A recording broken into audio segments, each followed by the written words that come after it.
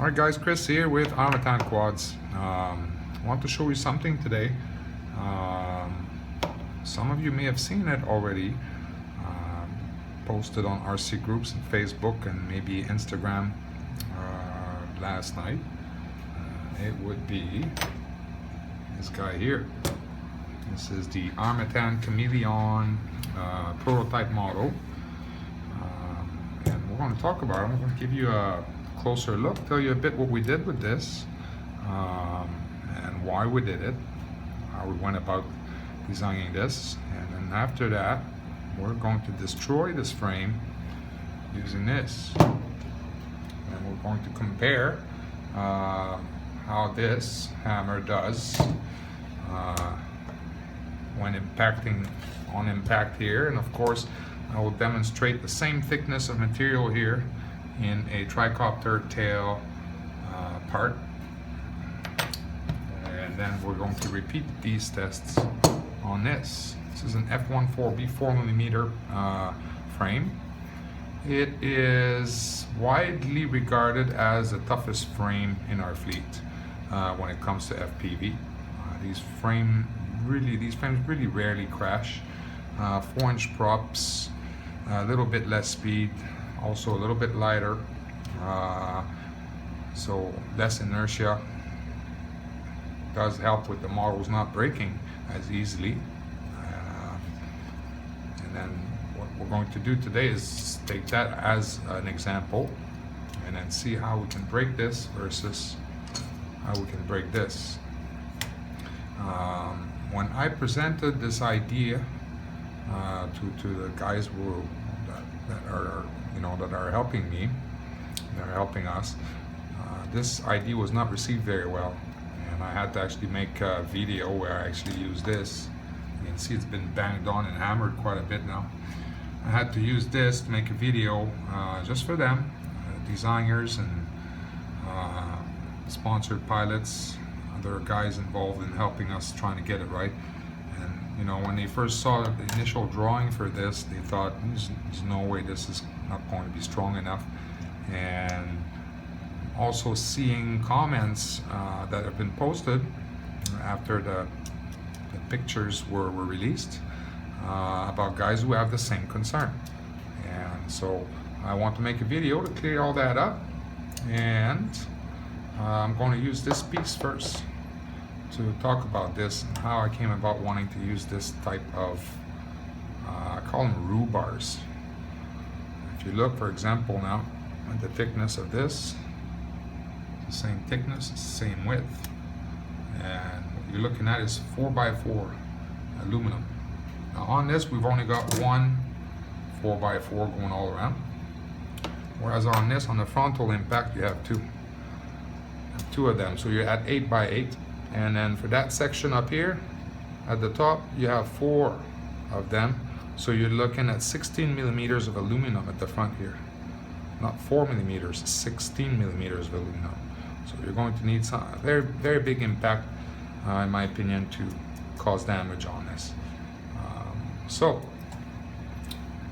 In my last video that I made about this, I did destroy a carbon fiber part. And then I went on trying to destroy this. This is 6061 aircraft grade aluminum. It is sandblasted and anodized, very similar to what we did with this here. This is one of the parts here. It's basically 2D cutting with some holes on the third axis. Right? It's not something that complicated. And so let's have a look. Let me hit this thing, for example. Now I'm going to take the hammer. Let's look at this front. This top plate here is fairly straight. I'm going to try to damage this, and what I'll do is I'll hit this and I'll increase as I hit this more and more and more.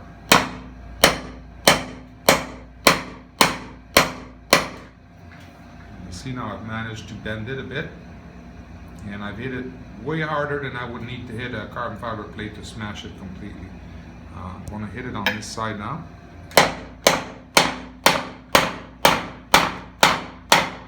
This is the short side now. You can see what it's doing to the bench here. It's digging right into the bench. It's really, really, really hard to bend. Now, one argument that the designers, express is that this is a closed loop here, whereas if we look at something like this, it's an open loop. Therefore, the argument is that if I put this here now, I start hammering on this part here, I'm going to be able to bend this a lot easier than I would bending this. And of course, that's true. The idea is we need to close this up, right? Just like we did here. We need to somehow close that loop so that this will become very strong as well.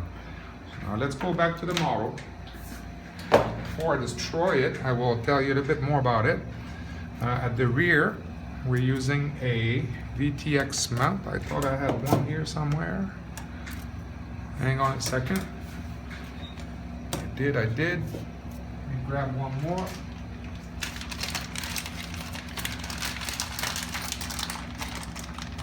Alright.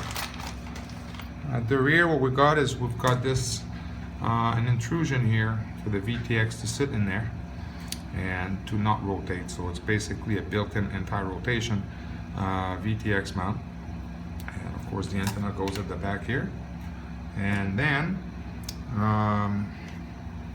the way we decided to put that in there to make it very strong is we put sunk nuts at the bottom, stainless steel sunk nuts, and then this part here is not threaded. This is a bolt will go right through there. So we use a sunken nut at the top, and sunken bolt I mean, and then this bolt goes all the way through into the stainless steel sunk nut at the bottom, adding a very, very tough, strong tail end. And I will explain why we did that later. Essentially, if you hit from the front, this part, everything will be transferred to the tail at some point in order for this to give in a very bad crash. So that's for the VTX mount. It's not that exquisite of a design, but it does provide a very good solution for mounting your VTX. And on top of that, Mr. Wicked Wigman went ahead and looked at many different VTXs from multiple different brands, and to see where the dip switches are, or where the buttons are, or where some of them have a display as well on them. Where are they? In order to add the proper cutouts to them for them. So this top plate is designed essentially to provide various provisions for various VTXs. What else? I'll tell you about this. But the front end here, I'm gonna go back talking about strength on this a little bit. I think the pictures don't really show how this is attached on there. And what we did, and I believe this was Corporal Badger help on this. We decided to go with a pinch style. Pinch style, we could have just mounted that on top. But we decided to make it stronger. What we do is we pinch it like this onto the carbon fiber, and then we insert 2 bolts at the bottom to secure that on there, which goes right through the carbon fiber and threads into the upper part of this mount. So this is with 2 bolts. It adds strength this way essentially, and it also adds a lot of strength this way. Okay, let me repeat this, make it clear. It adds strength, so 2 bolt adds strength for a side impact, whereas the pinch design adds strength, a lot of strength for frontal impact, and that it's going to be very difficult to dislodge this now. We're not only relying on 2 bolts, we're actually relying on a better anchoring or fastening design for this at the front. Next would be, what I want to talk about is this. As I mentioned earlier, with something like that we have closed loop, whereas with this we don't, but once you apply the top plate you do. So if you look at this now, in order for this here, if you have a frontal impact hitting this, like so, in order for this to budge, you're going to have somehow that plate's going to have to buckle there. This carbon fiber plate will need to buckle because this is pushing on here. And if you look at the way this thing is designed, it's actually pushing back onto itself, closing the loop here, just like we have here. right? And on top of that, we've got that carbon fiber piece here, and I didn't slim out on this one, right to 2mm thick here. So this is a 2mm thick cam brace that I call, but it's designed or intentionally mounted in a way, again, to add support to the front end here. So not only this top plate now will have to buckle, but this carbon fiber plate will also have to break in order for any of this to be moved back or bent back. And I can guarantee you, you're going to need a really severe impact to make that happen. I will demonstrate it today. You'll see how hard I will have to hit it to actually make that happen. Yeah, so basically it's really nice. I mean, I don't want to brag, but I'm really proud of this idea, this design there. And I want to show you how cool it is. If you remove these two bolts, you can just flip that right open like this, and you got really nice access to your camera. In fact, you can assemble the whole frame, and when you're done assembling the whole frame, you can just open that up, drop your camera in there, and then go ahead with connecting it. You got lots of space here to get all your wires going through and get all your provisions taken care of. It's also very low profile, 20mm stack only. It's enough for a PDB, OSD, and a flight controller, nice and tight in there. And then at the back, you've got plenty of room for even a bigger, like you'll even be able to fit the 600 MV, like what they call again, Immersion RC 600 MV, those older VTXs that they've been making for a long time now. They're quite huge. You'll be able to fit that on there without any issues. And then of course, let me put those bolts back in there now. Of course, you've got the adjustable HD cam at the front, which this one we already worked on small revisions for this, as Wingman mentioned, Jason. I'm just going to actually go ahead and tighten that on here now. Or actually, I'll show you the tilt mechanism, I guess. It's quite easy, up and down, nice and smooth. Everything fits perfectly. Usually pretty good with the tolerance, and then Jason did really well getting everything lined up and just working superbly. Alright, so you're just done. Set that at the angle you want. I am going to cheat a bit for the hammer test. I'm going to keep it down, and you know, it's obviously when it's raised all the way up, what happens is that you're closing the loop at a certain angle here, and if you raise that up, your angle of support from this part here is a little bit higher. Therefore, there's more chances of this front end bending back, admittedly, but it's still going to be, you know, in my opinion, a heck of a lot stronger than traditional two-piece carbon fiber standoffs. It won't compare. We'll look at that today. Trying not to make the video too long though. As you can see, we've got provisions here for strapping HD cam, and likewise through here and here for strapping HD cam. And this is very small now as well. That's another thing that's really cool about it. Here's a cigarette lighter on there. Gives you an idea of the size this is. Another thing that was mentioned, I think it's because guys can't quite see how this is anchored on there, this top plate, and as well with the back there in the pictures that we put up. There was some concern raised about flex in the top plate, and if we look at something like this versus something like this, that's 2mm top plate, and this one is so short compared to this.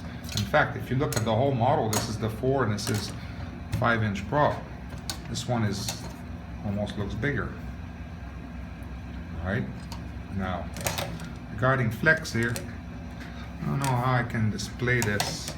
I can push on this really hard now with 2 hands. I'm not faking it. I'm guessing I got probably about, let me guess, probably about 40-50 pounds of weight on there now. Just pushing on it. It's cutting into my fingers, as you can see, and it barely flexes. And as I've mentioned before, and this is what I find really cool about this, once we close the loop here, everything from the front to the back is totally connected together in that. In order, again, for this front part to be pushed back on an impact, well, somehow this pinch is going to have to buckle out, and then this part here would have to be moved back, and that will push on the top plate and would then bend the rear part here, which we made that super strong as well. So yeah, I think that's about it. There's going to be lipo pad on this bottom. Bolts here are kind of recessed. Those are nylon bolts for mounting the flight controller. Those are recessed, so there's nothing here. So someone could mount a bottom lipo on this if they wanted to, or at the top, but it has been designed for top mounting.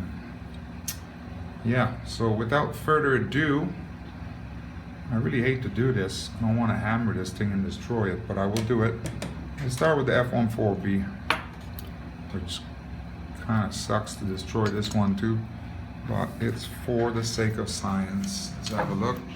I'm gonna put that down here now, and I'm gonna try to not cheat too much. I'm gonna hit the strong part first, okay? And the same thing I'm gonna increase as I hit harder and harder and harder until I break something, basically.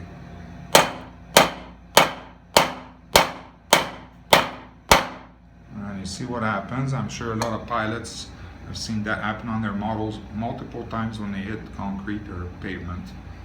And this is a 4mm plate there taking a beating, basically.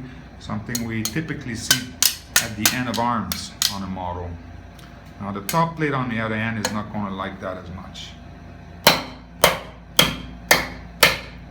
I'm barely hitting this now. I mean, I barely hit this. And this is what happens. I really shouldn't do that with one of our models. Say, look, it's crap, it'll break easy. It is not crap.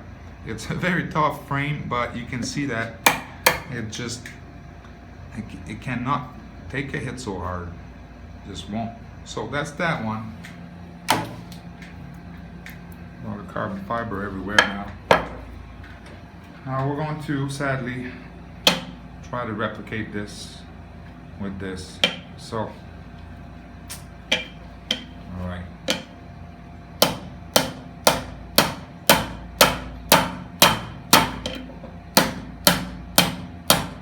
Now this was the same hit that I did to destroy the F-14B, and there's nothing there, as you can see.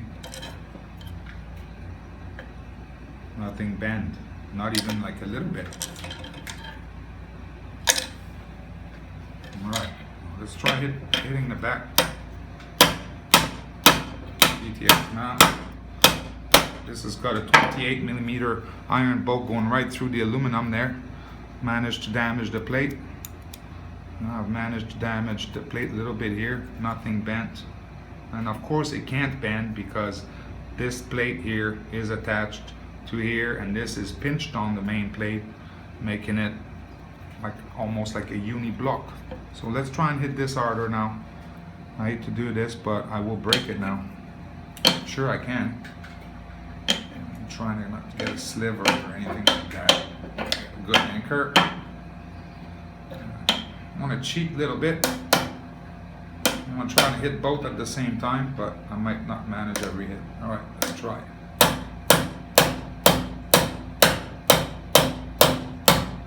I mean, I'm hitting really hard now.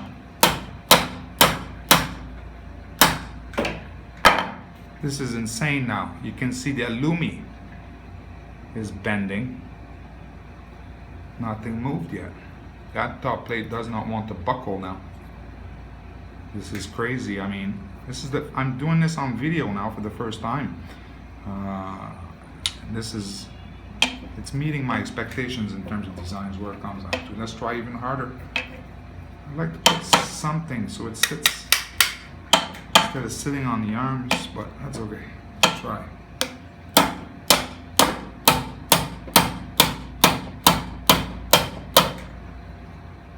Doesn't want to move. Let me repeat this now. For example, on a standard top plate, bottom plate. And the top plate is, I suppose, oh, I just got a sliver here. Top plate sitting there.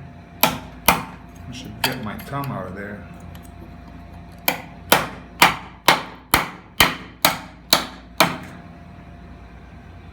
Top plate's buckled, standoffs are bent. Of course, if I hit just the top plate, I'll destroy fairly easily. This is heavily damaged now. And the hits are a lot less hard. Take it from me, I am not hyping this up now, this is the truth. So, twice now I've tried to break this. It's breaking my heart, but I'm going to try hit it even harder now. I'm going to grab something, hang on a second. I know I have something here to raise up at the bottom. Here's a little piece of metal. And sit that just like that. Get a nice solid grip. Let's try and break that again. There you go. I'm really hitting. Like I said, I would destroy it, but do you realize how hard I just hit that now? And as I told you, you see that top plate here is buckling now? Still didn't pop off though. And that's it. There's literally, go back, let's destroy it real good. See that? Now I just really hurt it. Top plate didn't move. The pinch part didn't move. Dead strong on there. Doesn't want to go anywhere. Top plate did not even buckle. Again, because this part didn't give, bending up. And so yeah, that's how hard you're going to need to hit this on the front end in order to bend it. And I'm just going to go out and say it. In my opinion, this is the strongest freestyle frame on the market once this is released. There's simply nothing out there that can match this level of abuse. It's just nothing out there. Basically creating a full-on aluminum front section that's going to go ahead and take more abuse than anything else we personally have ever designed, at least I should say that. Alright guys, I hope the video has been shedding some light on some of that stuff, and then as always, any questions or whatnot, just let us know. Alright, thank you very much. Cheers.